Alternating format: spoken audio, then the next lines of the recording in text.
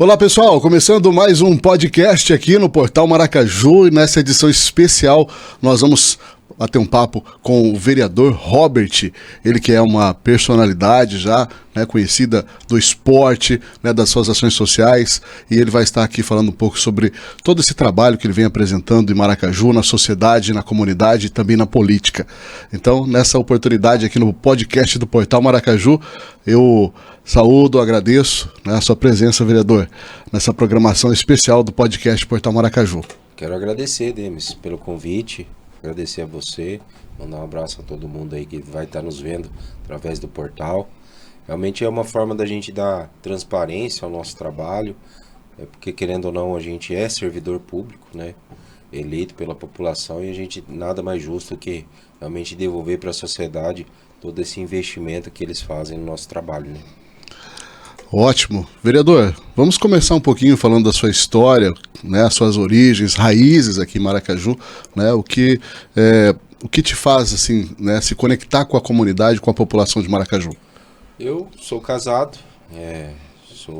com a professora Crislaine, faixa preta de judô também como eu, cresci dentro do projeto, tenho hoje 43 anos de idade, fiz semana passada 43 anos, então a gente realmente tem uma história muito grande com Maracaju. Começa com os meus pais, Eu vim pra cá muito pequeno, infelizmente eu não nasci em Maracaju, mas eu não me vejo sem ser maracajuense. Então, cresci aqui, eu tinha 3 para 4 anos quando nós mudamos para Maracaju, então eu não tenho nenhuma lembrança fora de Maracaju da minha vida. Nasci em Campo Grande, e meu pai veio para cá na época, gerente da Cotrijuí. Para quem não sabe, a Cotrijuí era ali onde hoje é o Estrela, no centro da cidade. Era uma cooperativa que tinha supermercado e tocava parte de grãos aqui também em Maracaju na época. E meu pai foi transferido para Maracaju e assumiu a gerência na época. E minha mãe tinha uma loja de roupas no centro da cidade, chamava Pitoca Modas. Pitoca Modas ali, ficava onde é hoje aquele restaurante da Bruna ali, o Laranjeiras. A gente tinha ali aquela loja de roupas ali. E a gente cresci muito ali na Inacinha Rocha, ali foi o bairro que eu tenho a lembrança da minha infância, da minha adolescência. Cheguei a pescar no Córrego dos Bugres. Pegava peixes ali, na cascudinho. Na época que davam uns cascudinhos, uns lambari ali, dava pra fazer umas fritadas. Na época que era limpo ali, Então, me criei ali na Inacinha Rocha ali, e uma infância muito, que me marcou muito, e eu sempre tive envolvido, dentro da igreja, vendo os meus pais servindo. Meu pai foi candidato a vereador já 3 vezes em Maracaju, nunca conseguiu êxito. E 2008 foi a primeira vez que eu fui candidato a vereador. Se eu não me engano, eu tinha 23 anos. Entendeu? Era novo. Jovem, muito jovem. Entendeu? Era um dos mais jovens candidatos na época. E para mim uma coisa que me marcou foi, por exemplo, a questão do número do celular. Esse número que eu uso está comigo há muitos anos. Era um número que era do meu pai. O celular era dele. E aí quando a gente sempre discutiu essa questão política nossa lá em casa, posicionamento em família. Então a gente sentava, e aí sentamos numa reunião e ficou entre eu e minha mãe para ser candidatos a vereadores na época. E aí minha mãe estava no conselho tutelar e tal. E aí meu pai falou, não, é a vez do Robert. E aí fiz 342 votos na época, não me elegi pela primeira vez. E na verdade muita gente não me via como político, Porque a gente sempre esteve ali dentro do judô, dando aula, sendo atleta, participando dos campeonatos de handball e tudo. Então muita gente não imaginava que a gente pudesse estar assumindo uma vereança. Fui presidente do Rotary, 2009 para 2010, por exemplo, a linguiça, na verdade, 2011 para 2012 que eu fui presidente do Rotary. Eu lembro que você trouxe uma novidade, E junto com o judô, você mesclou bem, essa parte do mascote, Isso, eu lembro que a gente fez, por exemplo, aquela fantasia, tinha uma fantasia que até o Rotary, infelizmente, acabou perdendo, estragou ela, mas era uma fantasia que os meninos do pátio lá, até o marido, se eu não me engano, da Paula ou Márcio, agora me fugiu o nome dele, que usava. Era dos meninos que trabalhavam no tapa-buraco. A gente pagava umas diárias a mais para eles, fora do expediente da prefeitura, para eles terem um extra, né? Trabalhando, ajudando na organização da festa da linguiça. E no final de semana, um dos meninos vestia aquela fantasia, onde várias pessoas tiravam foto e tal. E a nossa ideia sempre foi mostrar essa identidade de Maracaju. E uma das coisas que Maracaju tem de como potência é a questão do agronegócio, mas também temos a questão do turismo gastronômico, como a questão da festa da linguiça. E aí a gente fez na época construímos aquele marco ali na entrada da cidade, foi a primeira, né? Foi na nossa gestão como presidente do Rotary, depois meu pai... O Linguicito, né? O Linguicito ali na entrada. E eu, volta e meia, passo por ali e vejo várias pessoas passando ali, tirando foto e levando a lembrança de Maracaju. Organizamos a festa da linguiça de 2010 a 2015, trouxemos aí Luan Santana, Eduardo Costa... Zezé de Camargo, Luciano. Eu nunca me esqueço, eu estava no Renato Lanches, quando o Renato Lanches ainda funcionava ali perto da Drogamara, na esquina ali onde é a Dona Cirlei hoje ali. Bem no começo. E aí eu tinha um palio, e eu tinha plotado o palio inteiro com a festa da linguiça e tal, com a foto do Zezé de Camargo, Luciano. E aí passou uma senhora, um casal assim. Falou, que vai vir Zezé de Camargo, Luciano em Maracaju? Que nada, esse aí povo tá mentindo aí, querendo tomar dinheiro do povo e tal. E rapaz, foi um dos melhores shows que nós tivemos aí na Festa da Linguiça, recorde de público. Então assim, eu sou muito grato por essas oportunidades. Porque realmente o Robert, ele é a soma de várias pessoas. Onde começa com os meus pais, meu irmão, que é o meu companheiro, meu braço direito, baita de um companheiro, a minha esposa, meus filhos, as pessoas que trabalham comigo, meus colaboradores, os pais do projeto. Então assim, eu carrego e sou funcionário público, concursado na prefeitura como assistente administrativo, né? E aí, em 2008 não me elejo, em 2009 recebo o convite na época do Celso, que foi inclusive meu adversário, eu apoiei o Dr. Maurílio na reeleição dele. E recebi o convite do Paulo Malacrida para voltar para a Secretaria de Obras, que eu trabalhava na Secretaria de Obras e eu saí. E aí eu mudei de setor dentro da prefeitura, fui para a Secretaria de Esporte, e aí o Paulo pediu para que eu voltasse. E aí voltei para a Secretaria, trabalhei e tive a oportunidade de desenvolver o trabalho. Onde ali de 2009 a 2012 a gente construiu um trabalho muito bom que nos levou ao êxito da eleição, onde eu fui o segundo mais votado em 2012, né? Ficando a 15 votos do mais votado na época. Robert, você falando tanto trabalho, tanta, né, jornada, essa correria, me lembrou algo que nos conecta e eu acho bem interessante, relevante trazer à tona isso, né, que nós estudamos juntos na mesma escola. Sim. Né? Nós tivemos aqui uma vivência na cidade de Maracaju, né? Fazemos parte dessa comunidade aqui, conhecemos, né, juntos nós, né, participamos aí de vários jogos, né, aulas, aqueles momentos. Gincana, tinha uma gincana da Rádio Cidade que tinha na exposição, lembra? Que fazia parte, era um negócio que envolvia todas as escolas e tal. Então assim, realmente foi um momento que me marca, sabe? Ontem mesmo eu tava lembrando, lembrei da época que meu pai fez a Unimar, não era nem a Unimar, era a SomaSul, o nome da Associação dos Universitários de Maracaju. E aí eu tinha que sair aqui daí assim a Rocha e tinha uma croizinha, marcar o banco para ele lá na loja maçônica, que ele pegava o ônibus lá na Coasa, lá na saída de Maracaju, que ele trabalhava lá com o seu João Carlos Pessato. E aí eu contando para os meus filhos ontem essa história, né? Falei, olha, vocês hoje têm o privilégio de poder ir para a escola de carro, o pai e a mãe dão todo esse suporte, mas vocês não sabem como que foi a nossa infância. O começo, né? O começo. O começo de tudo. Eu cheguei a estudar na escola João Pedro Fernandes estadual, né? Sim, entendeu? Verdade. Depois virou municipal e ali eu fiz todo o meu primário, ginásio. E na verdade a professora Maria Antônia ainda vai lembrar disso, mas eu na segunda série eu reprovei. Consegui fazer essa proeza. Antigamente reprovava, né? Reprovava. Porque eu reprovei porque eu fugia da escola. Você... da escola. Tinha Você aplicava um golpe de judô e fugia da escola. Na verdade, tinha um caminhão da época do João Carlos Pessato, que ele foi candidato a prefeito do trio elétrico, até o Paré, que trabalha na rádio Corri muito atrás desse caminhão.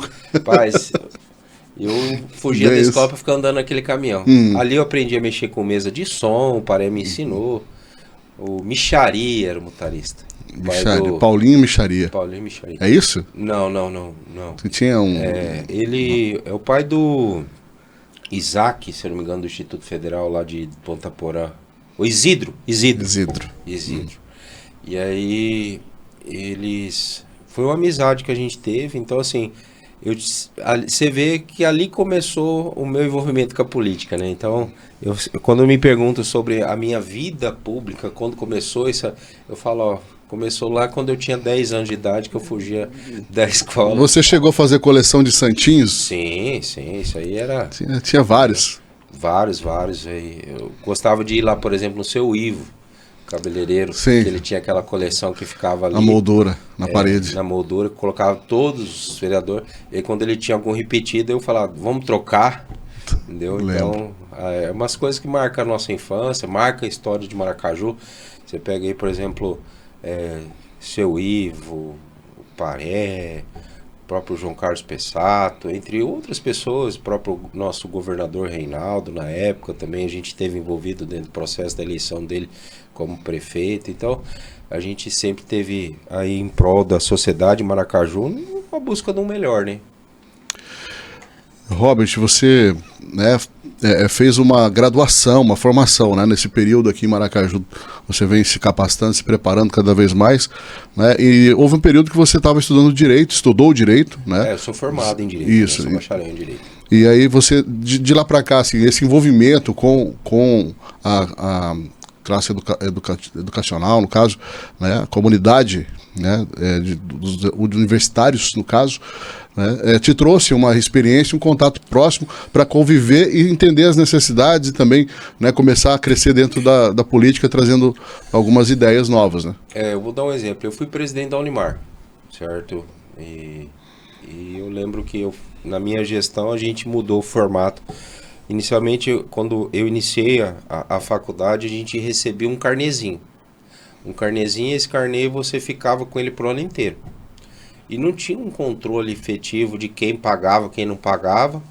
E simplesmente tinha muita gente que viajava o ano inteiro e ficava com o bloquinho e ia pagar lá quando quisesse, a Unimar e tal. E aí quando a gente assumiu, na época, o tesoureiro era o Dr. Zé Marcondes. Entendeu? Ele me ajudou muito nesse processo. E aí a gente implantou os passes, que daí colocava atrás da carteirinha. E aí todo mês tinha que ser trocado. Se a pessoa não tinha o passe da cor daquele mês, não subia no ônibus. Então essa foi uma forma da gente já mudar um pouco a gestão da Unimar na época. E aí implantamos, por exemplo, tinha um baile universitário, tinha barraca universitária. Exatamente. A gente teve, na barraca começou na gestão, se não me engano, do Cabral. Foi posterior à minha gestão. Mas no baile universitário também, a gente fazia ali no Piscina Clube, que hoje é onde é a fitness ali, né? E a gente arrecadou vários recursos e pudemos dar 2 meses de cortesia no ônibus. Então você imagina hoje, você pegar hoje o valor que é o ônibus da Unimar, você poder guardar aí R$1.000 no final do ano, entendeu? Que você ia gastar e não precisou, porque a gente pôde devolver isso para os universitários na época. Isso foi credenciando essa liderança que a gente exerceu. Para mim foi um aprendizado muito grande, onde a gente se depara com a história de várias pessoas, e a nossa época realmente foi um momento ali de transição, que a gente ia por Rio Brilhante, depois pegamos ainda um pedaço de estrada de chão aqui de Itaporã, e depois se formamos em 2006. Tenho pós-graduação em gestão pública pela nossa universidade estadual. Então realmente eu acho que a educação transforma. E eu, como gestor público, Denis, eu também tenho que me capacitar. Porque eu vou dar um exemplo. Hoje aqui nós estamos gravando um podcast. Essa tecnologia que a gente está usando hoje, por exemplo, você está logado aqui com 3 câmeras, sendo uma só está conectada, e acho que é só o carregador. O resto está tudo... Há um tempo atrás isso não existia. Entendeu? Não. Então, e isso também a gente tem que levar para a gestão pública. E aí, dentro desse processo envolve conhecimento. Então, para que a gente possa ser mais efetivo na qualidade do trabalho público, a gente tem que buscar conhecimento de forma contínua. Porque o que eu aprendi lá atrás, às vezes não vai servir hoje, né? Então, realmente, a gente tem que entender esse processo para que a gente possa fazer o melhor pela cidade. Então, eu acredito muito na educação. E a educação realmente transforma. Quando você investe na educação com o esporte, você economiza na saúde, você economiza na assistência social, você economiza nos programas sociais, porque a pessoa capacitada, educada, ela vai correr atrás do seu emprego. É aquela história, você pode dar o peixe, mas junto com o peixe você tem que já ensinar a pescar, para que a gente possa ter esse processo de evolução como sociedade. Então, porque a gente vê muitas vezes as crianças, a gente está há 26 anos trabalhando com projetos sociais, hoje em Maracaju. Começou só com o judô, que é o judô para todos, e aí em 2014 criamos o instituto. Então, assim, essa realidade da sociedade a gente acompanha tanto de quem mais precisa como aquele que tem a abundância financeira. Então a gente tem essa convivência entre as classes sociais e a gente entende isso. E aí, nesse sentido, a gente tenta buscar criar política pública para que a gente possa melhorar. É interessante você falar sobre a educação, porque você também fala sobre os projetos sociais que você desenvolve, né? Tem o Instituto Pequeno Cidadão, que é algo que é valoroso por trabalhar com as crianças numa fase da vida importante, que cria uma solidez, né, da pedagógica, no caso, e também você desenvolve até o projeto, né, adolescente, né, que vai trabalhar toda essa fase. A gente tem nisso para começar, Deus. Ali a gente começa com 5 anos, mas não tem limite de idade. Então, a gente trabalha desde a criança ao idoso. Então, realmente a gente entende e tenta buscar criar essas políticas públicas para desenvolver. Onde o Instituto, na época, o inicial era só o judô e aí a gente foi ampliando. Hoje tem música, tem reforço escolar, onde a gente vê muita criança que está aí, de repente... Eu nunca esqueço, eu comecei a fazer educação física, estou cursando ainda, tenho até que concluir, mas eu tinha um colega meu que estava na faculdade que não sabia ler. Como que ele chegou na faculdade? De repente ele vai se tornar um profissional que vai estar cuidando do meu filho na escola. Então a gente tem que ter esse cuidado, que foi o que você falou, naquela época eu reprovava, hoje a gente não escuta mais que criança reprova. Então, realmente, a gente precisa ter esse cuidado nesse desenvolvimento desse cidadão que a gente vai estar colocando amanhã no mercado de trabalho. Porque hoje a sociedade exige isso. E o mercado de trabalho ainda mais. Hoje você tem inteligência artificial, você tem robótica. Vou dar o exemplo do estado do Paraná. O estado do Paraná, o governador lá está fazendo um know-how de desenvolvimento na área de tecnologia, onde ele implantou sistemas de educação dentro das escolas estaduais lá, com inteligência artificial, programação de computadores e softwares, hardware. Então realmente traz esse desenvolvimento. E aí o que acontece? Esse jovem que às vezes está saindo do ensino médio, às vezes ele vai ser contratado por uma empresa ganhando 15 mil reais por mês, trabalhando dentro de casa. Isso diminui o custo do transporte público, desenvolve, gera receita para o município. Então, a gente precisa entender esses novos processos e fazer a evolução da nossa educação, para que a gente possa desenvolver a sociedade como um todo. Tem um projeto, eu ouvi, né, que você vai começar a trazer novas oportunidades aqui no projeto Pequeno Cidadão. Né? E até receber um convite para participar do Arraiá, uma festa que vai ter ali. Tem sábado agora. Né? Então, também é uma oportunidade aqui da gente falar das novidades que você vai estar trazendo ali, porque até eu tenho uma prima que dá aula de inglês, né? E eu ouvi que ela vai participar também desse projeto. E eu falei assim, vou comentar com o vereador para ele falar mais sobre essas novidades. O Instituto hoje não é mais só de Maracaju, né? A gente já está em Sidrolândia há 3 anos. Esse ano começamos em Rio Brilhante. E eu acredito que agora nesse segundo semestre a gente vai implantar em Jataí. Então assim, você vê o tamanho do desenvolvimento que o projeto tomou a nível de estado. A gente já recebeu convite para ir para Guia Lopes, onde tem alguns professores de lá que querem que a gente comece a desenvolver e fazer esse trabalho dentro das escolas. E a gente tem nesse ponto um grande apoio por parte do governo do estado, através do nosso governador Eduardo Riedel, através do nosso ex-governador Reinaldo, deputados estaduais como Herculano, João César Mato Grosso, própria Mara Caseiro. Esse ano recebemos recursos federais novamente, já tivemos apoio da Rose Modesto. E aí, nesse sentido, a gente vem buscando entender a sociedade para desenvolver projetos. Por exemplo, na área de cultura, a gente vai ter as crianças que vão estar indo para Joinville pelo 4º ano, participando do maior festival de dança do país e um dos maiores do Brasil, onde vão se apresentar dentro do Beto Carreiro. Então, assim, você imagina para uma criança que às vezes os pais não deram conta, não é que não deram conta, não tiveram oportunidade, Demis, às vezes de aqui em Dourados, aqui em Campo Grande, e a criança ir daqui lá no Beto Carreiro, sabe? Sim. Se apresentar como bailarina. Então isso para nós é onde quero aqui parabenizar todos os professores.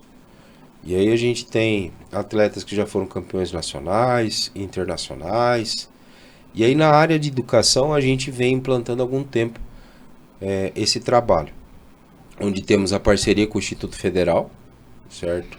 Nesse desenvolvimento, já realizamos alguns trabalhos junto com o Senar, ali do próprio Sindicato Rural, no sentido de ter capacitação do mercado de trabalho, entendeu? Desde fazer um pão, a um doce, a corte e costura. Temos uma plataforma que a Disque Sistemas nos proporciona, que é a Super Conhecimento.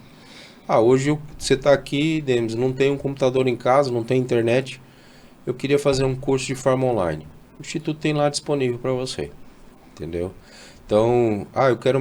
Porque às vezes esse currículo pode ser um diferencial para o cara passar num concurso público da prefeitura. Sim. Entendeu? Às vezes esse certificado de capacitação para essa área que ele está estudando pode ser esse diferencial daquele ponto para garantir a vaga dele lá na frente no concurso. Então, ali... E às vezes, o que acontece? Às vezes as pessoas não têm essa condição de ter essa internet. Vamos lá, R$139 por mês.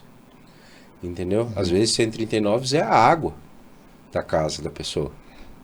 Sim, sim. Então, assim, e nesse sentido que a gente vem buscando criar política pública. Porque a gente ali tem várias realidades. Aí a gente tem esse trabalho do reforço escolar, que eu acho importante, como a gente falou, desde o cuidado da leitura da criança, a fazer continhas básicas de matemática. A gente veio de uma pandemia aí, onde ficou muita criança aí que ficou para trás nesse desenvolvimento.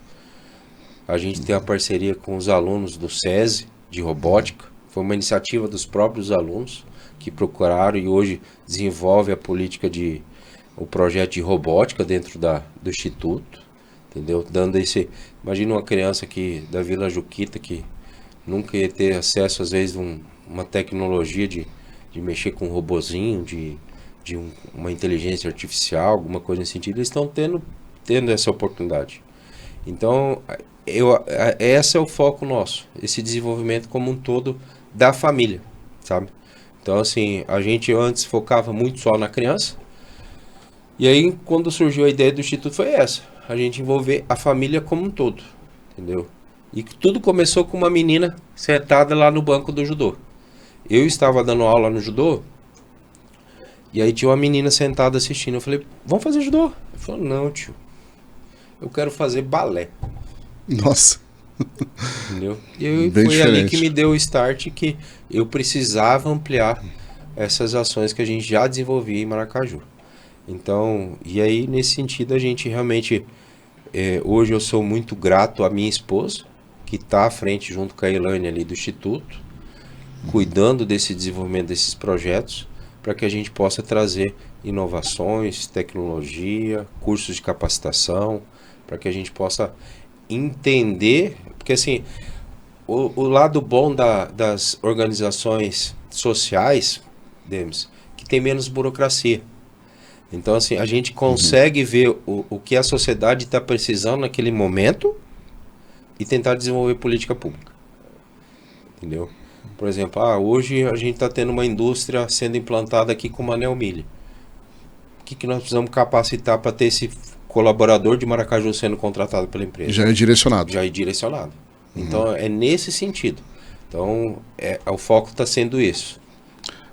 Ô Robert, então, pelo que eu ouvi você falar, você é bem família, né? Gosta de tá fazendo esse trabalho, né? E como que a família, né, te abraça nesse momento, assim, porque você tem várias agendas. Eu vejo o Robert em Brasília, eu vejo o Robert em Campo Grande, né? Às vezes dentro de um projeto, atendendo projetos, né? Então, como que a família, né, gerencia, administra tudo isso?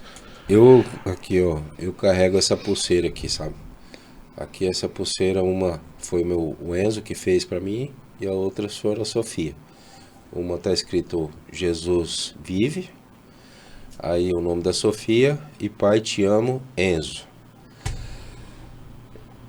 Isso aqui para mim representa, nesses momentos que eu estou fora, a lembrança do que me torna prioridade, que são eles. É a minha família, a minha esposa, os meus filhos, onde se eu quero uma cidade melhor, eu tenho que começar por eles.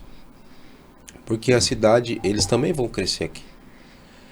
E aí, nesse sentido, a gente, eu acho que começa a entender. Porque quando você se dedica com amor para o que você vai entregar, você realmente pode fazer o que é melhor.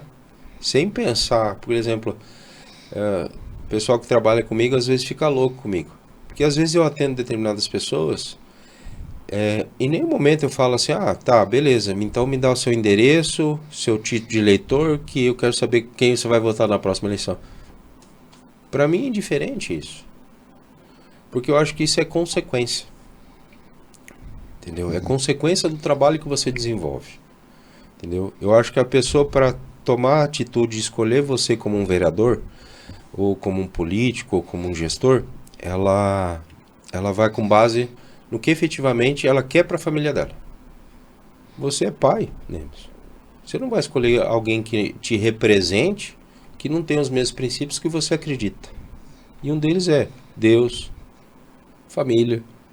Então realmente a gente precisa ter esse cuidado. Sim. E aí, o que mais me dói é quando eu tenho que às vezes fazer minha mala e ver meus filhos chorando porque não querem que eu vou. Então, eu acabei de chegar de Brasília, onde a gente esteve lá junto com os deputados federais. Tive participando da audiência pública sobre a questão da securitização do agronegócio. Entendeu? A gente tem alguns tema bem atual, né? Tem alguns produtores que realmente estão passando grandes dificuldades financeiras. E isso já está tendo um grande reflexo aqui no comércio local de Maracaju. A gente vive do agronegócio. Então, realmente, a gente está olhando com cuidado isso. E nesse sentido também buscando recurso. Que para mim o que mais me dói é essa ausência. Sabe, de às vezes não estar com eles em momentos que eles precisam de mim. Então, mas é aquela situação, a gente se propôs a isso, entendeu? E graças a Deus eu tenho uma baita de uma companheira ao meu lado que me ajuda e muito nisso, sabe? Nesse cuidado com as crianças e tal. E quando eu estou aqui, eu faço de tudo para ter uma agenda mais tranquila, para poder desde buscar, levar, por exemplo, eu levo eles todo dia na escola. Esse é o meu compromisso. Eu acordo Excelente. eles, eu ponho eles para dormir. Eu tenho um momento da nossa leitura da Bíblia, eu tenho o nosso momento de leitura, eu tenho um momento da gente, toda sexta-feira é o dia que a gente faz o cinema no quarto do pai. Então, assim, a gente tem esses momentos em família para eles entenderem que eu amo eles, mesmo que às vezes eu estou longe. E quando eu estou longe, é aquela videochamada que, graças a Deus, hoje a tecnologia nos trouxe. Ajuda muito. Entendeu? Então, posso desde ver como que está sendo a tarefa ao cuidado deles, né? Então você coloca a família, claro, em primeiro lugar ali nessa relação entre vida pública, né, entre compromissos. E você está vivendo agora o 6º mandato como vereador em Maracaju. Na verdade, o quarto mandato. Tá, então eu vou corrigir aqui. Você está vivendo agora o 4º mandato, né, como vereador em Maracaju, né, e eu quero entender aqui, né, agora, né, como que até hoje, né, você tem colhido esses resultados e quais são os passos que você almeja, falar assim, tentar entender como que o Robert tem lidado com a vida pública e as suas ações para que isso se torne realidade. Vou dar um exemplo assim, ó. Existem algumas situações que às vezes você planta uma semente lá atrás e vai colher o fruto lá na frente. Carteirinha do autista. Carteirinha do autista. A gente aprovou essa lei na gestão do Dr. Maurílio, mas ela foi efetivada na gestão do Marcos. A gente aprovou a lei do CEMIL, que é o Centro Municipal de Intérprete Libras. Ela está sendo implantada agora no segundo semestre desse ano. Então, o que é isso? Imagina um surdo, a dificuldade dele no atendimento médico. O autismo, que é uma das bandeiras que a gente carrega, a AMAR. A AMAR foi uma caminhada minha numa campanha de deputado estadual, onde eu estava fazendo campanha e fui para Vista Alegre. E aí encontrei uma mãe lá. Ela falou: Robert, eu sou mãe de autista. E nós não temos nada em Maracaju sobre isso. Não temos nenhum apoio. O que eu fiz? Eu não tenho filho autista. Eu não conhecia sobre isso. Fui entrar dentro do assunto e fui buscar conhecimento. Fui em Dourados, fui em Campo Grande, onde eu sou muito grato ali à Associação de Dourados, que me deu suporte para que a gente pudesse criar a nossa AMAR hoje em Maracaju, onde atende várias famílias hoje, e que independente do Robert estar lá hoje na vereança ou não, é uma política pública que foi criada em Maracaju que está sendo contínua, e que vai continuar. Porque realmente a gente vê isso, e hoje o meu compromisso é dar continuidade a isso. E aí, assim, eu vejo esse dinamismo, sabe, nesses 4 mandatos. Tem algumas coisas que eu não consegui ainda, que a gente tem um desejo. Uma delas é a guarda municipal, entendeu? Para garantir mais segurança para as nossas famílias. Vou dar um exemplo, a gente teve ali no CEP Simão Rocha. Não tem 30 dias e poucos que foi inaugurado ali. E já está com vandalismo, porta danificada, playground já quebrado. Demorou tanto para ser entregue lá. E hoje... E aí, às vezes, qual que é a situação? O vigia que está lá, ele não tem aquele poder de polícia efetivamente para tomar algumas medidas que são necessárias, às vezes, naquele determinado momento. Porque, às vezes, dependendo da ação que ele vai fazer, ele até pode responder por isso. E aí, nesse sentido, a gente precisa criar políticas públicas para isso. Uma delas é a criação da guarda. E aí, eu sou um cara assim que eu vou buscar conhecimento, tecnologias. Estive em Curitiba, na Smart City, que é o Showtech voltado para a gestão pública. Excelente. Então, assim, ali você vê N tecnologias, desde o envolvimento na área de saúde, como telemedicina, a questão de inteligência artificial na gestão pública. Dá um exemplo para você, Denis. Curitiba. Olha o tamanho de Curitiba. A cada 24 dias, 97% da cidade é mapeada 100%. Usando 5 carros, 3 Uber e 2 veículos da prefeitura. São instaladas câmeras nesses veículos, onde eles mapeiam desde lâmpada queimada, árvore que caiu, comércio que abriu, buraco aberto. Excelente. E ele abre a ordem de serviço de forma automática. Excelente. Entendeu? Então Incrível. Você imagina a diminuição de processos e se torna o serviço mais efetivo. Com certeza. Entendeu? Você imagina o carro passou aqui na frente da sua casa, viu um buraco aqui, no outro dia ele já abre a ordem de serviço automatizada no celular do servidor que é responsável, cria-se aquele mapa de logística para gerar economia também. Porque às vezes eles falam: eu vou vir aqui na rua José Pereira da Rosa. E na rua Antônio Souza Marcondes, que é ali próxima, tem um buraco também. E às vezes é coisa de 200 metros. Tem que voltar no outro dia. Aí tem que voltar no outro dia. E todo aquele deslocamento da equipe que poderia estar fazendo outro serviço, por causa de um buraco. Exatamente. Então, assim, a gente precisa entender esse processo e esse dinamismo. Porque a iniciativa privada nos exige isso. E aí, olhando para o Robert, nesse conceito da pergunta que você fez, desses 4 mandatos, eu vejo muito isso. Sabe? Eu tenho muito voto do formador de opinião. É um voto que me exige muito. Porque é aquele cara que ele olha o que você está fazendo de efetivo.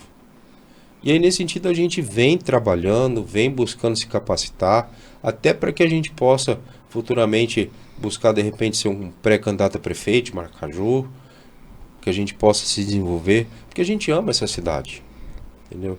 Eu cresci aqui, é a cidade que eu amo. Então, assim, é a cidade onde a minha família mora, e eu quero o melhor para ela. E aí, nesse sentido, a gente realmente se propõe a fazer essa diferença. Isso foi com o Dr. Maurílio, quando a gente começou nossa vida pública, está sendo com o Marcos, foi com o Celso trabalhando como servidor público, com o Reinaldo prefeito. Então, assim, desde o início, a gente sempre, em todo o envolvimento da parte do serviço público, foi nesse sentido, em dar o melhor. E eu sou um cara inconformado comigo, Demis. Se hoje tá bom, amanhã tem que ser melhor. Então, assim, eu sou um cara que minha cabeça não para. Tô aqui conversando com você, pensando no que eu tenho que fazer e tal, e buscando conhecimento. Sou um cara que, se você olhar meu Instagram, eu sigo muita gente, prefeitos. Como eu falei, eu acabei de vir de Brasília num projeto chamado Prefeitos do Futuro, onde cria esse network, são apresentados projetos desde capacitação de buscar recursos, a cuidado do servidor, que isso é outra coisa que eu acho que a gente tem que estar começando a olhar isso. Como que a gente vai cuidar da cidade sem cuidar de quem cuida da cidade?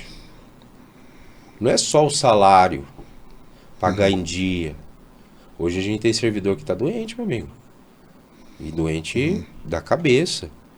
Então, assim, às vezes aquela resposta maldita ali num posto de saúde, num atendimento, é por conta de uma situação que o cara tá passando de depressão e tudo mais e tal.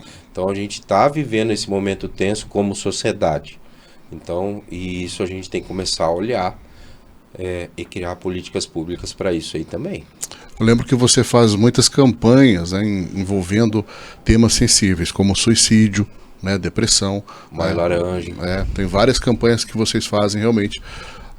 E isso aí é relevante quando você faz um preventivo, né? Faz uma avaliação ali, algo que ajude e seja eficaz mesmo na prevenção do acontecimento. E realmente você tocou em algo que é muito importante falar da saúde do servidor público, né? Da qualidade da vida dele que está ali, porque hoje em dia as pessoas estão até assim, cansadas, às vezes exaustas, né? Porque a demanda é muito grande, tem aumentado muito, a cidade tem crescido muito. Então, é comum a gente ver, né, alguns casos assim de sobrecarga, às vezes, né, da função pública. Que nem eu vou dar um exemplo, assim, eu quando assumi a presidência da Câmara, uma das coisas que eu tive maior cuidado foi no cuidado com o servidor, sabe? Um dos motivos pelos quais eu tive a iniciativa de fazer a ampliação da Câmara foi por conta, primeiro que a gente tinha recurso do duodécimo sobrando, e segundo, a gente via lá, por exemplo, servidor que almoçava na Câmara. E aí um dia eu tô lá na Câmara, meio-dia, vou pro fundo da Câmara lá, e encontro o servidor sentado no corredor da Câmara almoçando. Falei, não, isso aí tá errado. A gente tendo esse recurso e a gente não dando um mínimo pro cara. E aí a ideia é onde a gente teve desse sentido da ampliação da Câmara, para que a gente pudesse ter um ambiente de trabalho mais adequado para aquele servidor. A gente tinha servidor que ficava dentro do CPD, que se você olhar para a legislação, é totalmente ilegal, entendeu? Que é uma área radioativa. Radioativa e tudo mais. Então, assim, às vezes, de repente, o servidor pode ter algum problema de saúde, alguma coisa nesse sentido. Então, realmente, e aí? Aí você entrava numa sala lá do tamanho aqui do seu estúdio, tinha 4 colaboradores, com mesas e tudo. Então, realmente, como que trabalha, como que produz? Aquele montoado de coisa. Ah, vai mais um, empurra pra dentro. Não é assim. Você tem que dar qualidade, para que você possa exigir qualidade. Então, é justamente isso. Cuidar de quem cuida. E isso começa no posto de saúde, começa na escola, começa dentro da administração, de um modo geral.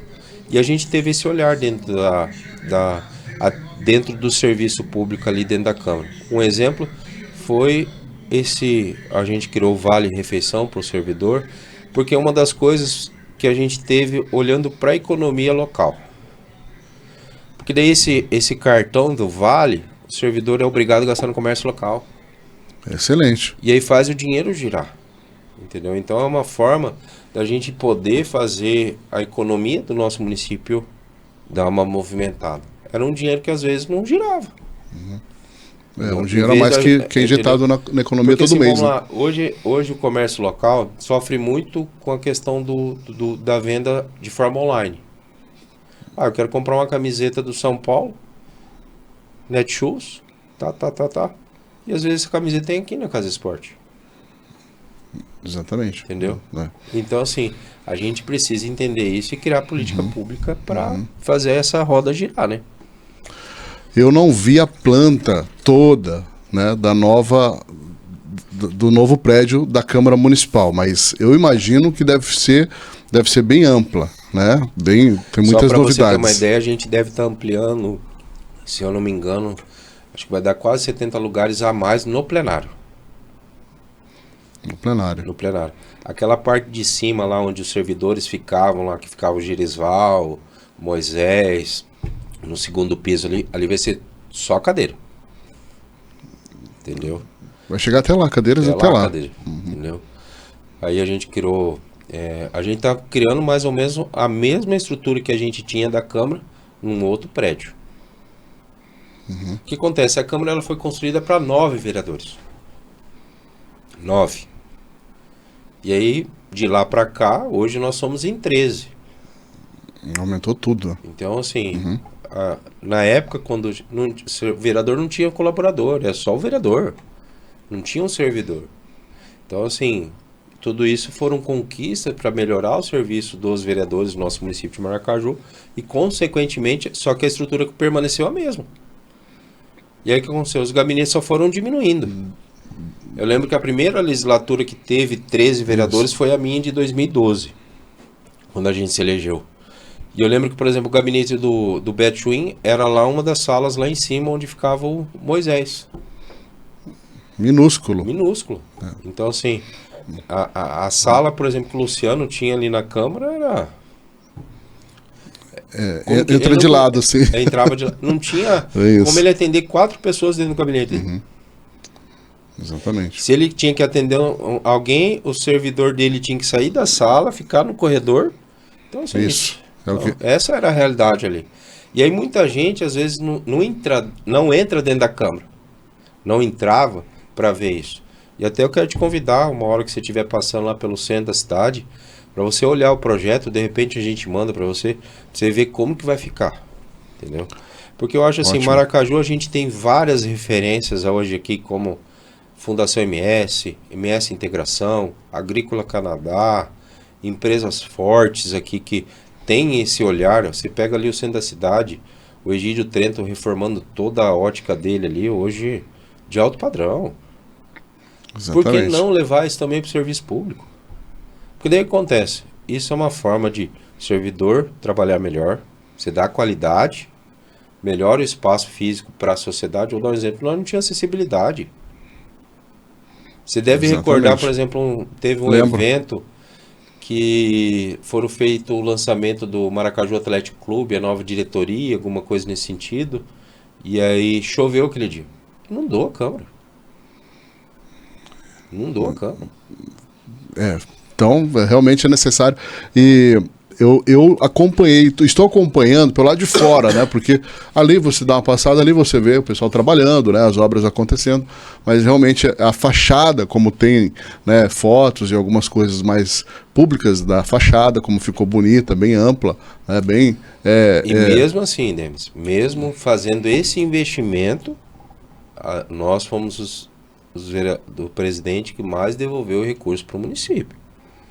Vou dar um exemplo assim, ó. Do Odécimo, hoje a gente está construindo uma creche com devolução do Odécimo ali no bairro Lídia Rocha. Tivemos investimentos na área da saúde, como devolvemos 1,5 milhão de reais o hospital municipal para colocar o poço artesiano, a iluminação solar. Estamos cobrando isso por parte do prefeito, para que se torne efetivo esse recurso. Tivemos 2 ambulâncias que foram doadas para o hospital, recursos como para o lar de idoso, recursos de apoio para os eventos do nosso município de Maracaju. Criamos um festival de modalidades na área desportiva. Então, assim, a gente fez N investimentos. Está sendo licitado, por exemplo, um ônibus novo para a Secretaria de Assistência Social para atender o projeto Mirim. Então, assim, isso é fruto de recurso que não é do Robert, do presidente Robert, é o fruto da economia dos vereadores ali na nossa gestão, para que a gente pudesse devolver isso para a cidade de Maracaju. Você comentou da creche, né? E eu passei por lá agora essa semana e já vi várias salas já prontas, 2 pavilhões já prontos. Está bem acelerado. Vai atender 220 crianças. Então, e essa creche recebeu, né, uma homenagem, né, à sua mãe, Dona Maria Helena Zima. Para mim, assim, é um mix de emoção quando eu vou lá. Quando minha mãe morreu, um dos depoimentos que eu mais me marcou foi de uma mulher, né? Que na época era uma menina. Minha mãe tocava um projeto da igreja lá no Egídio Ribeiro, da casa da igreja da Luterana, que a gente foi criado na igreja luterana.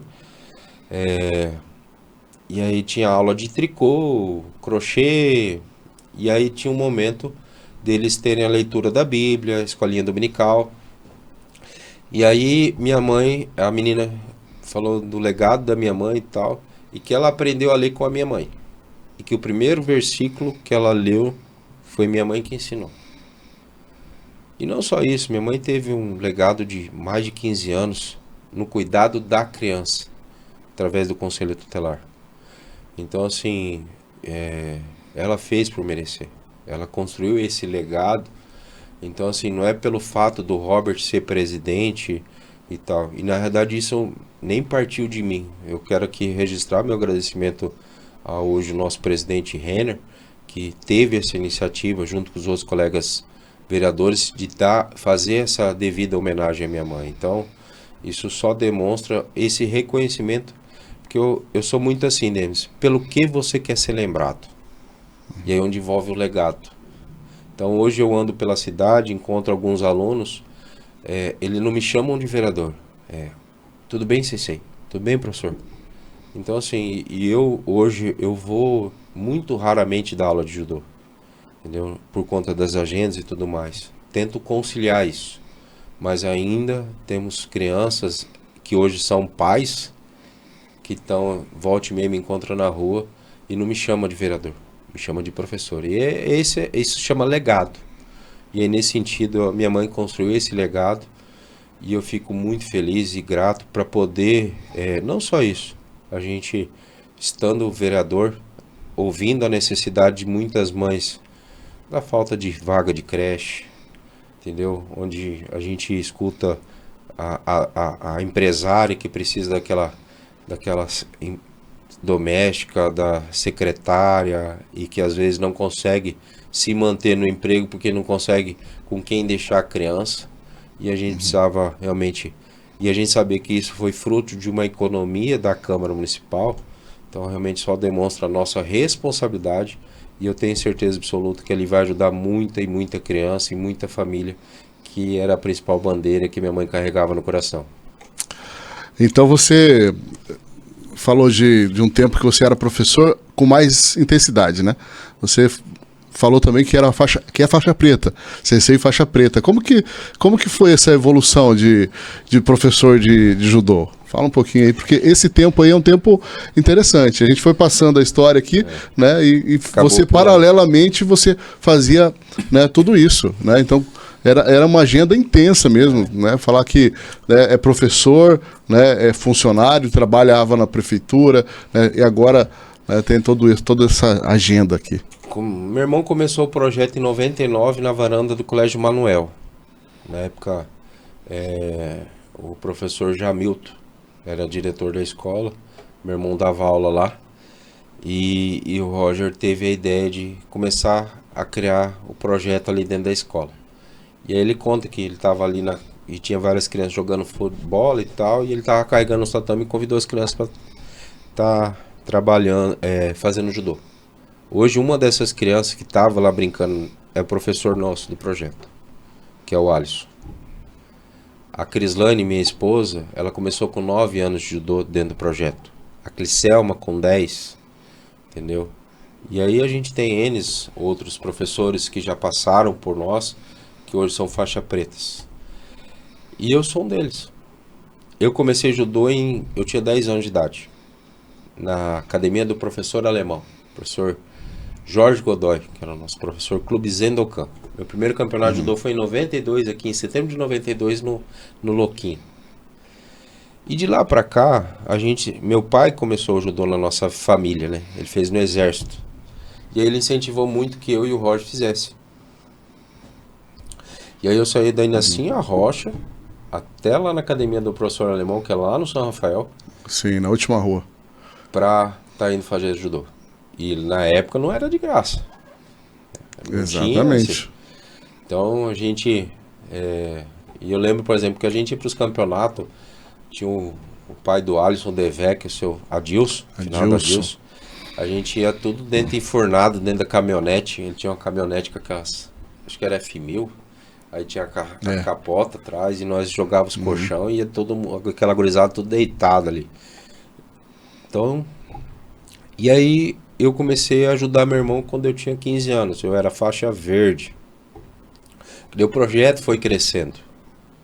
Daí eu estava trabalhando. Na época eu trabalhava durante o dia ali de office boy na Contagro, com o Fernandes Cristaldo e o Elmerson Perosa, que foram os meus primeiros patrões. E aí ajudava o meu irmão depois das 5, entendeu? Porque daí meu irmão começou a desenvolver o judô. E aí quando você trabalha o treinamento de alto rendimento, você não consegue às vezes parar para dar para aquele que está começando aquele dia. Entendeu? Porque daí você sozinho, ou você dá aula de alto rendimento, ou você dá iniciação. Entendi. E aí eu fiquei responsável pela iniciação. Ah, entendi. Entendeu? Então assim, e ali começou esse desenvolvimento. Aí na época o Reinaldo daí, quando eu completei 18 anos, a gente foi nomeado como coordenador desportivo na época. E aí depois... Pela experiência, né? Já tinha muita experiência. E aí, depois disso, a gente passou no concurso como assistente administrativo, em 2001. E de lá pra cá a gente veste... Na verdade, o kimono pra mim é uma segunda pele, né? O judô me ensina muito. Uma delas é a honra, né? Então, acho que você deve honra quem merece honra. Então, eu sou muito grato aos professores que passaram na minha vida, ao meu irmão, que é um dos sensei que a gente tem. Sensei Roger. E tive o sensei Jorge Godoy, teve o sensei Zé Fernando, que foi diretor da UEMS aqui, que foi quem começou o judô em Maracaju. O sensei Reinaldo, que nos ajudou muito nesse período, que era o Geraldo Zendokan, que é lá de origem de Campo Grande.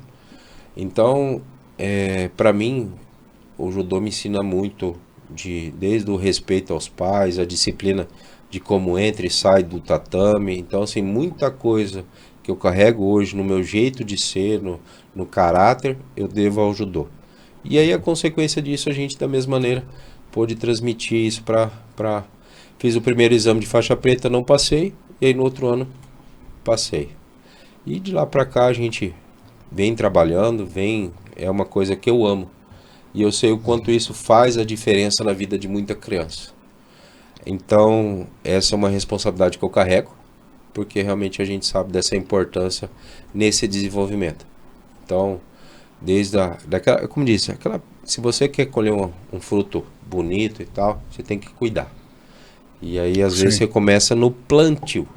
E o plantio é aquela criança que às vezes não tem pai, não tem mãe, não tem uma estrutura familiar adequada para que possa se desenvolver. E às vezes eu falo que por isso a figura do professor é importantíssima, porque às vezes essa criança ela vai se espelhar no professor. Então por isso que a gente tem que ter esse olhar realmente para a educação, para o esporte, que eu acho que faz com que possa se desenvolver o cidadão.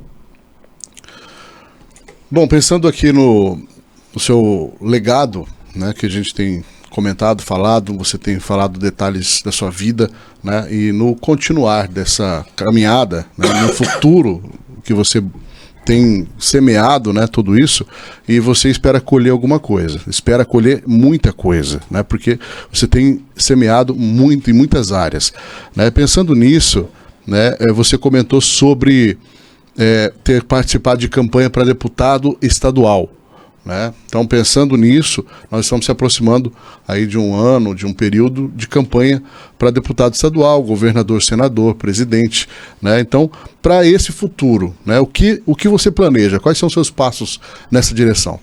Na última eleição de deputado estadual, eu recebi o convite para ser candidato a deputado estadual.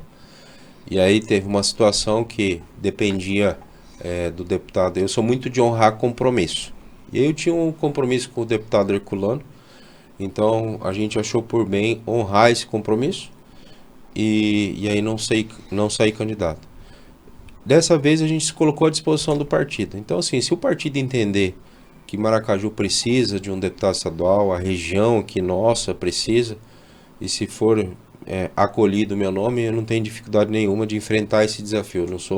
Eu acho que o desafio foi feito para ser enfrentado. Então, e aí nesse sentido a gente tem muito isso.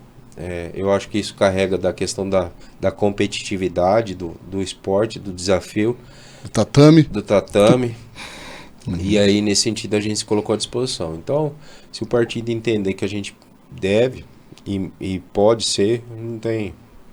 Estou à disposição aí para poder ajudar Maracaju, ajudar a nossa região, porque eu acho que o último deputado que a gente teve estadual foi o Reinaldo, né?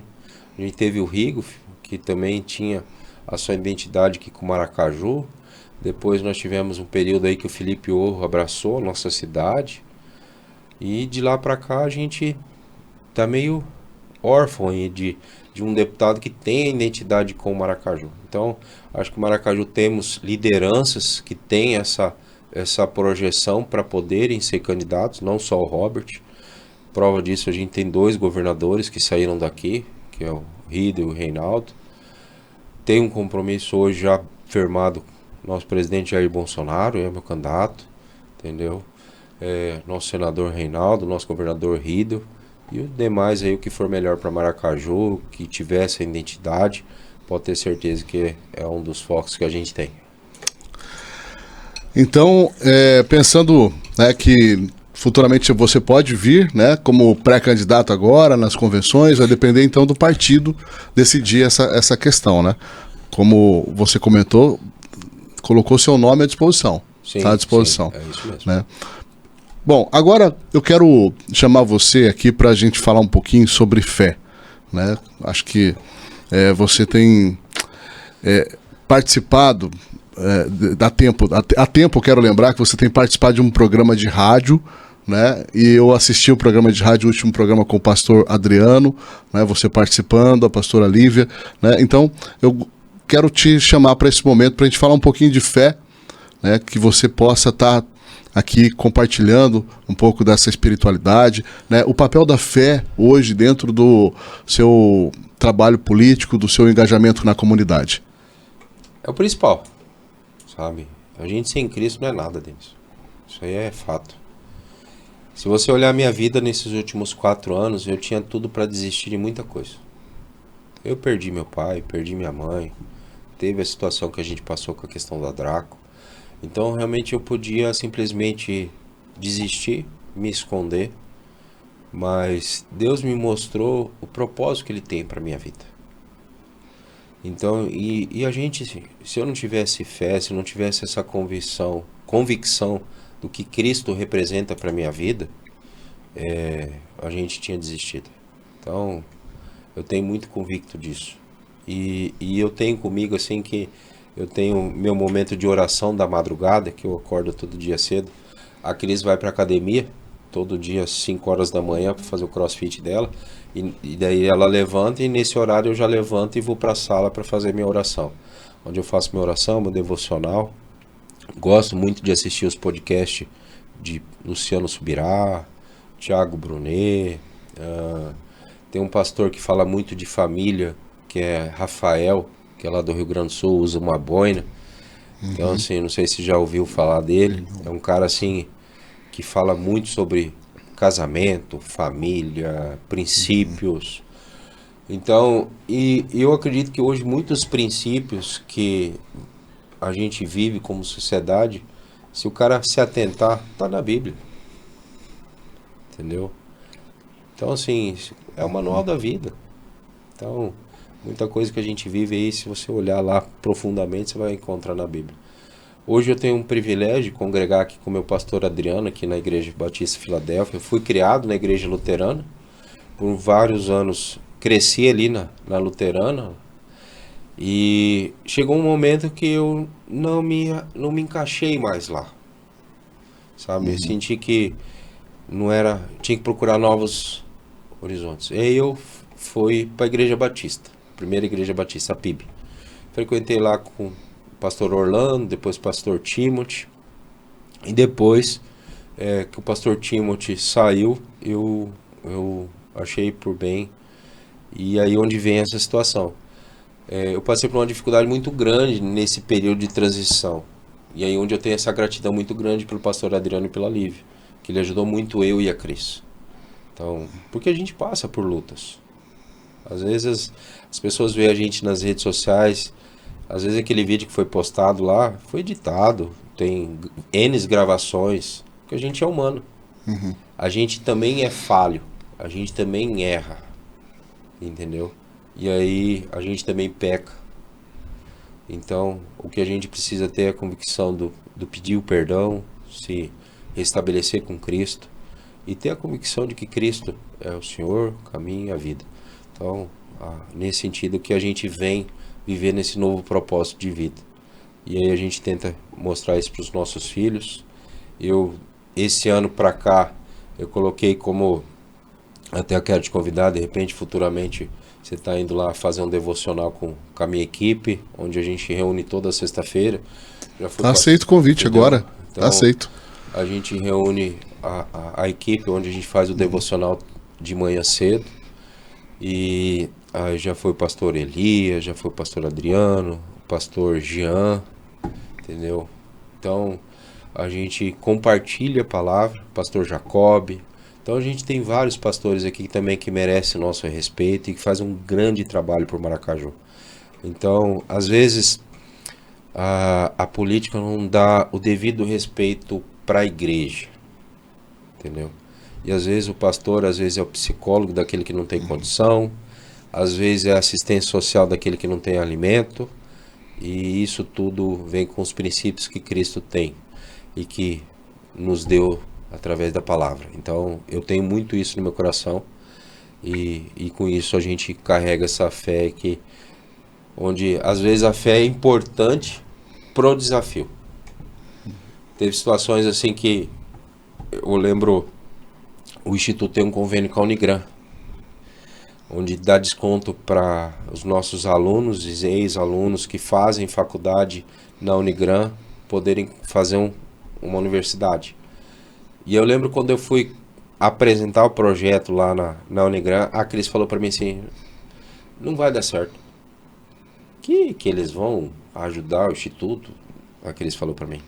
Eu falei para a Cris, amor, tenha fé. O não a gente já tem. Atrás do sim. O que a gente tem a perder?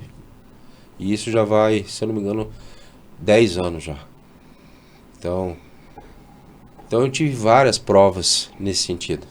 Outra foi quando a gente foi começar o Instituto aqui no Lídia Rocha, que hoje a gente está dentro da arena. Mas antes de a gente estar dentro da arena, a gente tinha aquele salãozinho na frente ali do Chuim.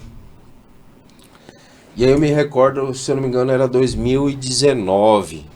A gente foi alugar o salão. Aí eu tava com o Alex, que é casado com a Laís Tesh. Tava com ele e tal. E aí fui lá, negociei com o Chuim. Aí... E não tinha dinheiro para pagar aluguel. Aí entrei no carro, ele falou, cara, como você vai fazer agora? Você fechou aqui o contrato, R$1.500 por mês, e aí? Eu falei, cara, tenha fé que Deus vai prover. Eu saí de lá, bati em 3 empresas. Cada uma deu R$500 e o Instituto tocou lá por vários anos. E tá lá hoje, funcionando dentro da arena, atendendo. Só no balé, se não me engano, ali a gente atende 70 crianças. Só no balé ali na arena. Fora o judô, fora as outras atividades. Hoje a gente está em... E isso é só fé. Não tem outra explicação. Então, realmente é algo que me motiva, me dá o gás. Porque, como eu disse, a gente é humano. Às vezes a gente tem o desejo de fazer a diferença e às vezes para. Você acompanha, você está lá direto na sessão. Quantos projetos de lei, quantas indicações que a gente faz e que às vezes não é atendida. Demora anos, né? Entendeu? Ou é atendida, ou de repente daqui a pouco um projeto de lei que você aprovou foi vetado. Aí você tem que, sabe, não perder o foco, não perder a fé. Então, porque eu acho que... E aí com isso a gente vai construindo isso. Então, eu acho que se a população entender, sabe, o quanto Cristo pode fazer a diferença na vida, realmente não tem outra explicação. Então, e eu vejo muito hoje famílias sendo destruídas por falta de fé. Então, realmente a gente também tem essa responsabilidade como cristão de, através do nosso testemunho, levar isso para frente, né? Então, se aproximando aí dos 30 anos já de judô, de trabalhos, né, desse envolvimento com a comunidade, né? Porque o judô, ele é esse social, né? Ele traz esse envolvimento com a sociedade, né? E disso veio crescendo e só evoluiu, né? Com essa fé, né? Às vezes desde sempre você teve essa fé, né? Como uma força motora, motivadora, né? Que fosse gerando mais e mais, como você disse, você não se contenta, né? Você não se conforma muitas vezes com as coisas e vai buscando evoluir, né? Eu lembro, por exemplo, esse ano, quando a gente foi tomar posse nesse mandato, aí o prefeito Marcos foi me apresentar para a secretária de saúde, que era nova aqui em Maracaju, a Shirley, e a Silvana, que já me conhece, mas estava tomando posse como secretária de educação. Eu mesmo sendo da base, eu mesmo se elegendo junto com... A fala dele para elas foi, ó, esse vai ser o vereador mais chato que vocês vão encarar. Ele brincando ali, sabe? Sim. Porque realmente eu acho que é isso. Eu sou um cara inconformado. Então, assim, se alguém for falar não pra mim, ele tem que ser bem fundamentado. Porque, assim, eu busco conhecimento. Entendeu? Eu não sei de tudo. Mas, às vezes, eu vou escutar aquele não, eu vou ficar com dúvida e vou procurar. E se hoje é um não, eu vou atrás do sim. Pra isso eu vou... E aí envolve muito o sangue do alemão. Até o prefeito fica bravo comigo às vezes por conta disso, porque o Robert é teimoso. Meu pai falava que alemão tem 2 tipos: o burro e o teimoso. O burro que teima com o teimoso. Entendeu? Então, assim... A disputa. E aí, nesse sentido, a gente vê ações, conquistas, fruto dessa teimosia de querer fazer a diferença. E aí, a gente já passou por N dificuldades no projeto. Por exemplo, em 2015, nós tínhamos o apoio da prefeitura, e aí a prefeitura tomou uma atitude de cortar o apoio do projeto, e mesmo assim a gente manteve aberto, fizemos N promoções, corremos atrás, tivemos desde os pais, os professores, meu irmão muito firme, minha esposa. Minha esposa deu aula em 2015, quase até os 9 meses da Sofia, sabe? Sem receber, sabe? E aí? Como que fica? Então, isso...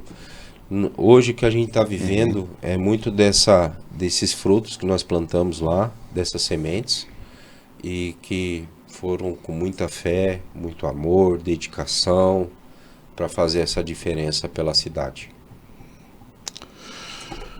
É um testemunho poderoso, hein? Olha quantas lutas aí vencidas e eu tenho certeza que quantas lágrimas derramadas, né? Com certeza, eu vou dar um exemplo assim. Uma das coisas que Eu na presidência da Câmara, eu me dediquei muito.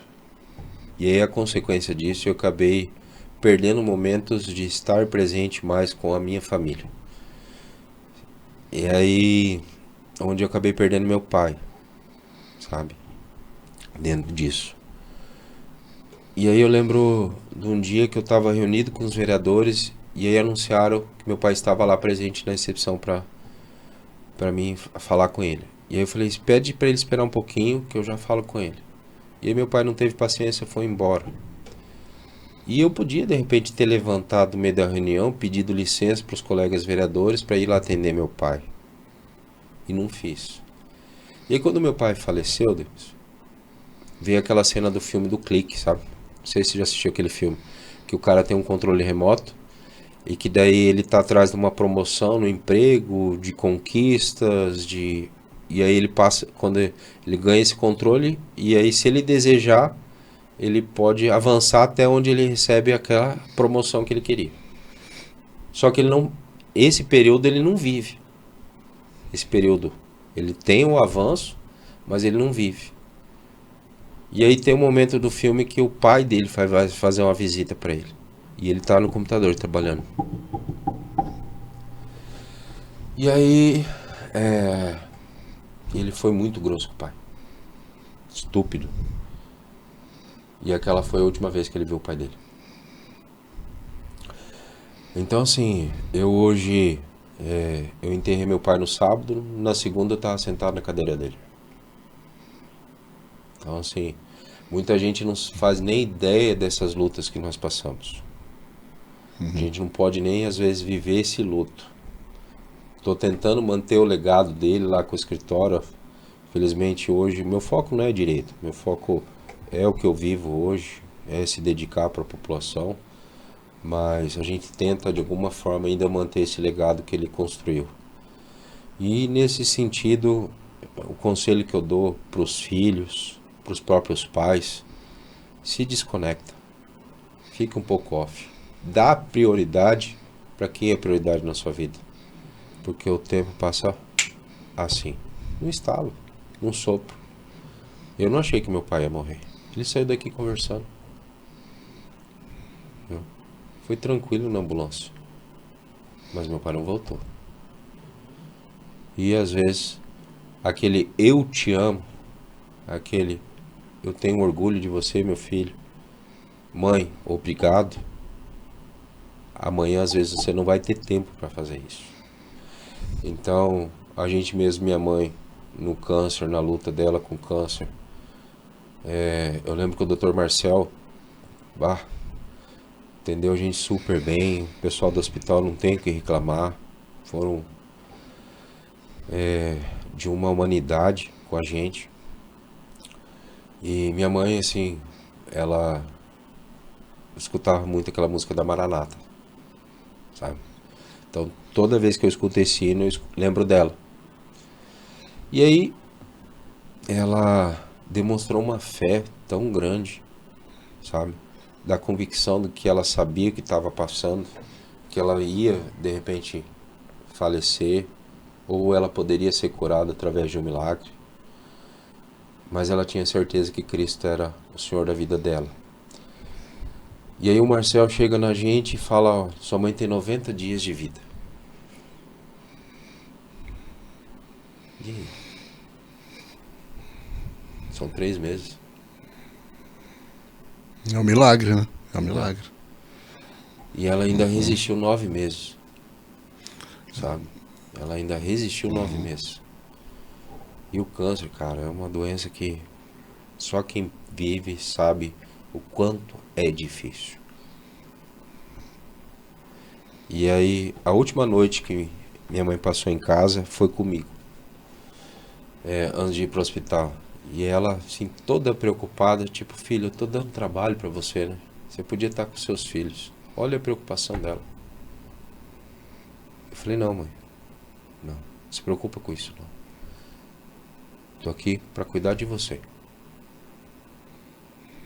Então, realmente, se uma das coisas que eu quero deixar nesse podcast aqui para as pessoas que vão estar nos assistindo é: Dê prioridade para quem é prioridade na sua vida. Diga eu te amo para quem merece ouvir eu te amo na vida de vocês. Porque realmente às vezes é um estalo de dedo e a vida passa. Realmente é uma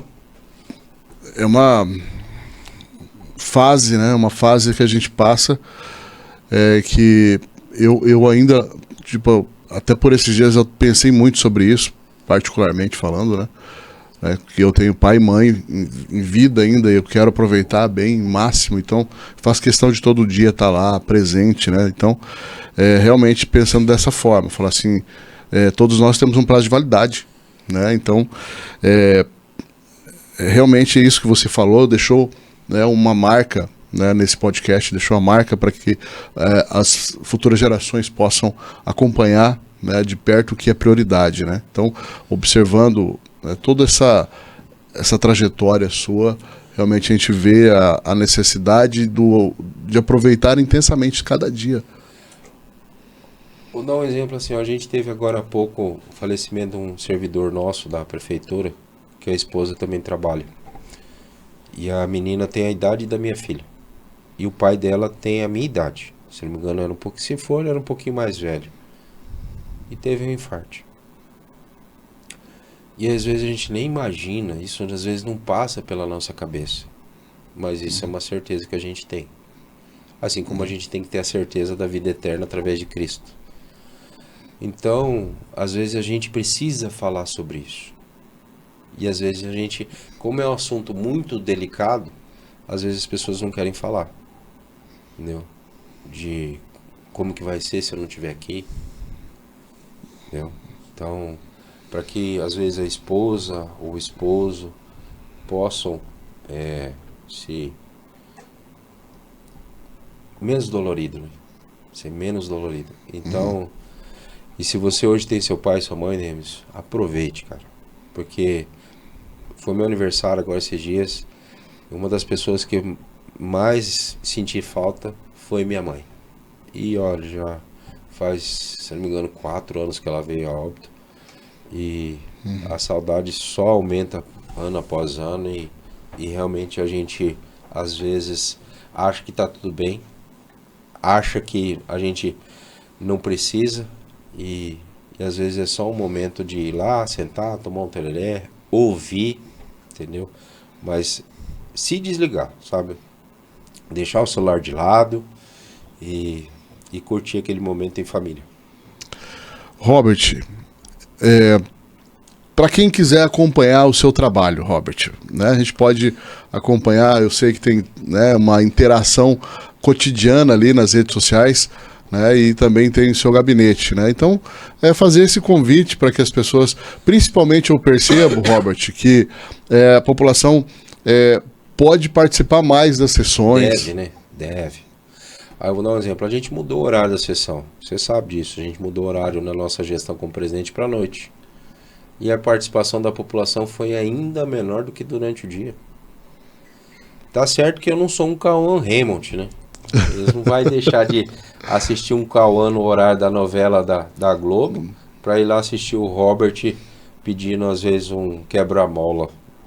Então assim, a gente precisa entender isso também. Mas a gente criou projetos como a Câmara Itinerante, onde a gente levou a Câmara para os bairros. Eu lembro que, por exemplo, a Câmara não tinha Instagram. Não tinha nada, verdade. TikTok. Porque hoje a rede social está aí. E às vezes é um meio de comunicação da população e para que o vereador possa ser mais efetivo na política pública. Porque a gente não consegue estar em todo lugar. A cidade cresceu, entendeu? Sim. Então, assim, esses dias eu conheci um bairro novo lá com uma praça nova lá no fundo do Cambaraí, lá que o pessoal da E-Forte fez. Então, às vezes tem gente que nem faz ideia que tem esse pedaço. A gente está acompanhando ali a obra do senador Filinto Miller, que vai ligar o Olídia Rocha com a avenida lá do Detran. Então, olha o desenvolvimento que isso vai trazer. E com isso vem mais população, vem mais gente, que hoje, aquela situação que você ia tomar um sorvete e sabia quem que estava ali do seu lado, hoje você não sabe mais. Aquele ali é filho do Zé Alfredo da rádio. Não. Então, Então hoje a gente não tem mais esse conhecimento, até porque às vezes você não sabe nem quem que é o seu vizinho. Também muda muito, então, né? Assim, hoje o cara às vezes entra e não dá um bom dia pro vizinho, né? Os horários também não condizem, né? Na rotina. E aí, nesse sentido, a gente cria essas redes sociais. Eu sou um cara que sou muito adepto a isso, que é uma forma da prestação de contas, entendeu? Da população acompanhar. E a gente tem que entender esse mecanismo. Então, pode estar seguindo a gente lá no TikTok, pode seguir a gente no Instagram, Facebook, YouTube. A gente tem agora, junto com a Rádio Cidade, o nosso programa Fala Comigo, onde a gente tem tentado buscar contar histórias de pessoas que têm histórias para ser contadas. Porque às vezes a pessoa vê o sucesso lá de um empresário hoje bem na cidade, mas não sabe como que começou lá atrás todo esse processo para ele viver o que ele vive hoje. E às vezes começa como a Sabrina, que foi lá esses dias da rádio, entregando bolo de moto. E hoje ela tem uma mini indústria ali que tem, se eu não me engano, são 30 a 40 colaboradores dentro lá. Então, aí. Entendeu? Então, é uma responsabilidade muito grande com folha de pagamento e na venda de salgadinho. Exatamente. Entendeu? Então, quanto tempo ela trabalhou para conquistar o que tem? Entendeu?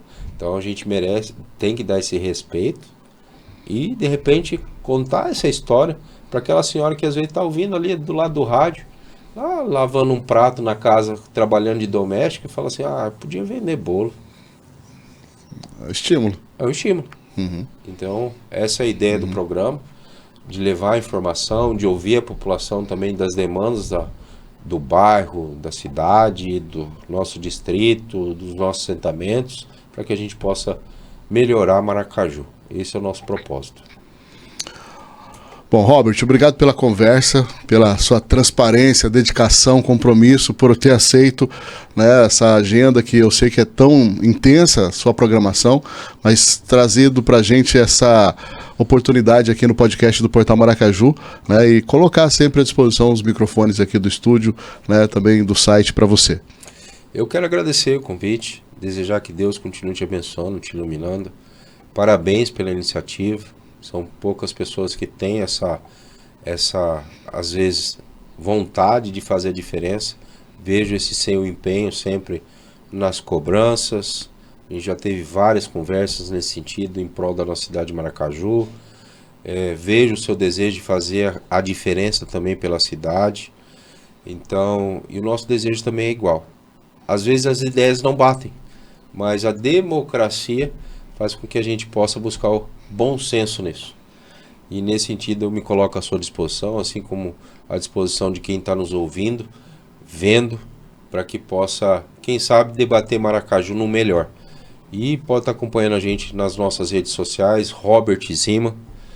Estamos à disposição também lá na Câmara, ainda estamos de modo provisório, que está ali atrás da concha acústica. Daqui a pouco a obra está pronta, vamos estar todo mundo ali na Francisco Marcondes, de volta no endereço, com um prédio novo, moderno e de forma digna para a população de Maracaju. E estou à disposição, seja na cobrança de um buraco, de um quebra-mola, a buscar recursos como posto de saúde. Acabamos de receber um recurso da nossa senadora Tereza Cristina para a compra de um caminhão novo de lixo. Então isso mostra esse empenho nosso nesse desenvolvimento, buscando recursos dos deputados federais, senadores, deputados estaduais, para que a gente, independente de bandeira partidária, a principal bandeira é Maracaju e a nossa população. E nesse sentido, eu quero encerrar dizendo que Maracaju é a terra de Cristo e que Deus esteja abençoando a todas as nossas famílias. Obrigado e que Deus te abençoe. Amém. Obrigado a você que esteve acompanhando aqui o podcast do Portal Maracaju, e você pode acompanhar pelas redes sociais YouTube, Facebook, Instagram e também o site www.portalmaracaju.com.br.